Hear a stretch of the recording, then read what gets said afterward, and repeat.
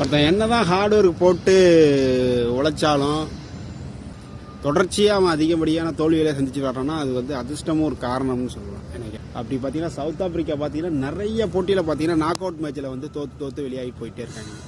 அதுக்கு என்ன காரணம் என்னன்னு எனக்கு புரியல. நிறைய ஹார்ட் ஒர்க் பண்ணுறாங்க. எவனாச்சும் ஒருத்தர் நல்லா விளாடுவான் அந்த மேட்ச்சில், அப்பயும் தோற்றுருவாங்க. அது நாக் அவுட் மேட்ச்சில் தான் குறிப்பாக தோற்றுருவாங்க.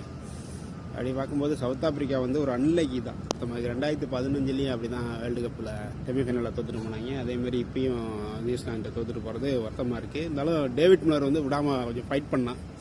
முடிஞ்ச வரைக்கும் அவனோட பெஸ்ட்டை கொடுத்தேன். நான் சவுத் ஆப்பிரிக்கா வரணும்னு தான் ஆசைப்பட்டேன். எப்படி இருந்தாலும் சவுத் ஆப்பிரிக்கா ஏற்கனவே ஒரு கப்பு நம்ம ஜெயிச்சிட்டோம், T20 வேர்ல்டு கப்பு. அது இல்லாமல் அவங்க பார்த்தீங்கன்னா கிட்டத்தட்ட 11 மேட்ச் நாக் அவுட் மேட்ச்சில் வெளியாயிருக்காங்க. அது 11 மேட்சும் டீம் ஒர்க் இல்லாதனால எப்பயோ ஒரு விதத்தில் அவங்க நாக் அவுட் மேட்ச்லேருந்து வெளியாயிருக்காங்க. அதிகமான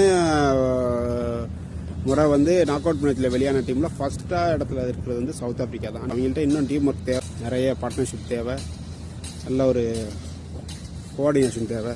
இப்போ நியூசிலாந்து வந்து டெஸ்ட் சாம்பியன்ஷிப் நம்மள்டேருந்து ஜெயிச்சுட்டு போயிருக்காங்க. அதுக்கு நம்ம ரிவெஞ்ச் கொடுக்கறதுக்கான டைம் இதுதான். சவுத் ஆப்பிரிக்கா வந்திருந்தா ஒரு வேளை நம்ம தோற்றுந்தா கூட நான் அதை அக்செப்ட் பண்ணியிருப்பேன். ஏன்னா சவுத் ஆப்பிரிக்கா நிறைய முறை போராடிக்கிட்டே இருக்காங்க கப்புக்காண்டி. அவங்க ஜெயிச்சுட்டு போட்டோம். இந்த வாட்டி ஃபைனல் வந்து கண்டிப்பாக நம்ம ஜெயிச்சே ஆகணும். ஏன்னா நியூசிலாந்து வந்து டெஸ்ட் சாம்பியன்ஷிப்பை நம்மள்டேருந்து பண்ணிட்டு போனாங்க. அதுக்கு பழி தீர்க்கும் நாளாக இந்த ஃபைனல் இருக்குன்னு நினைக்கிறேன். Come on India, we will do the best.